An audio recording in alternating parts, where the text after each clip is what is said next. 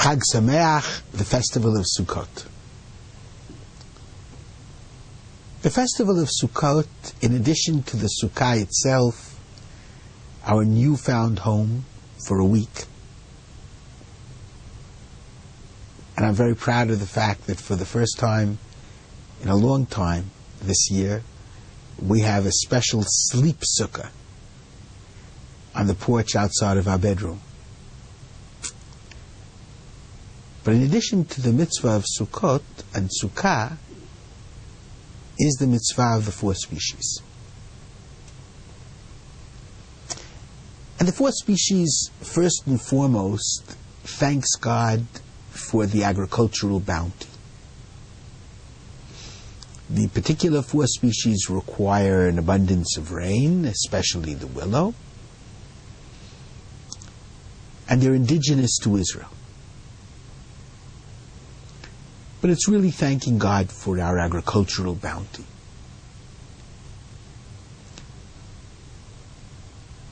The rabbis, however, focus on the fact that the four species should be held together in one bond or bind.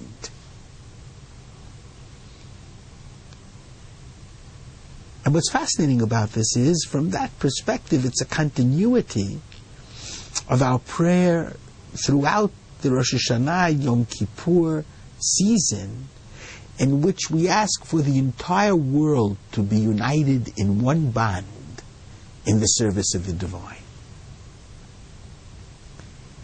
The rabbis go a step further, and they see each of the species representing another kind of Jew. The etrog has a beautiful taste and a beautiful fragrance, represents the Jew who has both Torah learning and good deeds. The myrtle, good deeds without Torah learning. The lulav, the palm branch, Torah learning without good deeds. Fragrance represents the good deeds because it wafts further and affects others, whereas Torah learning in itself affects only the individual himself. And the willow has neither good deeds nor Torah learning. And we hold all of these together as one, because God is concerned about all the Jews together. Because the Jewish community should be proud to take in every kind of Jew. And that you're not really a responsible Jewish community until you do that. And the family also should be willing to take in every one of its members and hold them together and celebrate them. What's fascinating is that on Hoshana Rabbah, we isolate the willow, the Hoshana. And we do the circuits only with the Hoshana. First we take all four, and then with Ta'aneh Emunim at a certain point, after the first 7 circuits, we put down the other 3. We're left only with the willow. And I learned this from my teacher, from Rav Soloveitchik. We shake the Hoshana alone, just as we shook the lulav, the myrtle, and the palm branch. The Hoshana is separate. And then we bang the Hoshana on the earth. The question is, why do we separate the Hoshana? And why do we give the Hoshana special treatment? Especially if the Hoshana or the willow is the one which we claim has neither Torah learning or good deeds. I'd like to explain, first of all, in terms of one of the truest messages that I know in life. It's probably a cliche to say, never judge a book by its cover. But very often within Jewish life, you see someone who looks very much like an etrog. But when you really get to know him, I mean, if you really got to see him in various circumstances, you'd see that he's much more a Hoshana than an etrog.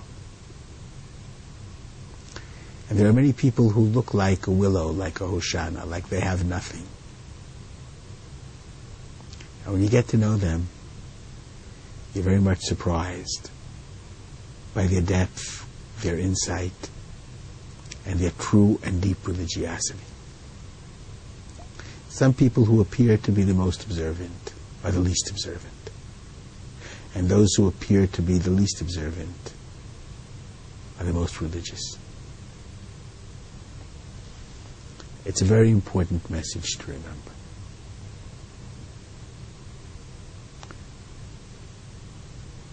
I would add one more thing.